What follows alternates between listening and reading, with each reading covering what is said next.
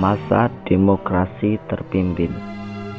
Kekuatan politik terpusat di tangan Presiden Soekarno karena beliau memegang seluruh kekuasaan negara dengan TNI, Angkatan Darat, dan PKI di sampingnya.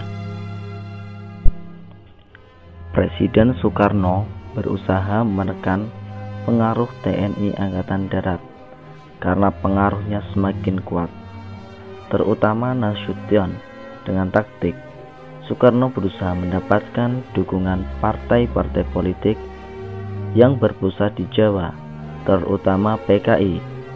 Kemudian merangkul angkatan-angkatan bersenjata, terutama Angkatan Udara. Kekuatan politik baru lainnya adalah PKI. PKI sebagai partai yang bangkit kembali pada tahun 1952 dari puing-puing pemberontakan Madiun 1948. PKI muncul sebagai kekuatan baru dalam pemilu 1955 yang mendapat tempat dalam konstelasi politik baru dengan penetapan Presiden nomor 7 1959. Dengan menyongsong gagasan Nasakom dari Presiden Soekarno, PKI dapat memperkuat kedudukannya.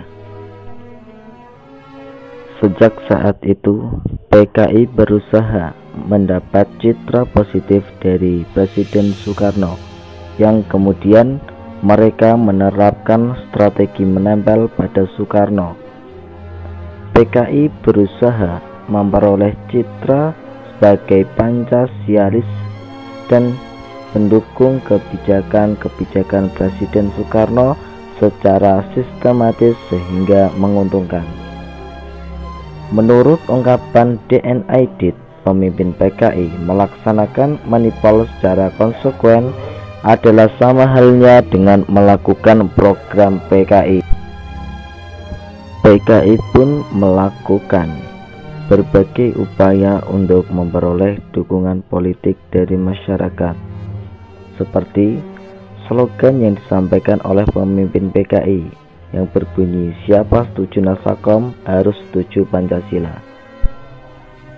Ketika Presiden Soekarno gagal membentuk kabinet gotong royong, TNI Angkatan Darat mensinyalir adanya upaya dari PKI melakukan tindakan pengacauan di Jawa Tengah, Sumatera Selatan, Kalimantan Selatan, dan Sulawesi Selatan.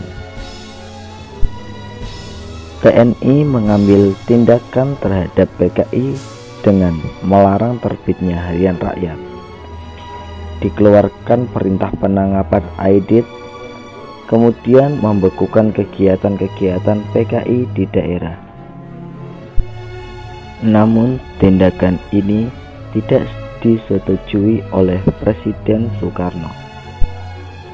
Pada akhir tahun 1946, PKI disudutkan dengan berita ditemukannya dokumen rahasia milik PKI yang menyebutkan bahwa PKI akan melancarkan perebutan kekuasaan. Namun pemimpin PKI menyangkal dengan berbagai cara dan menyebutnya sebagai dokumen palsu.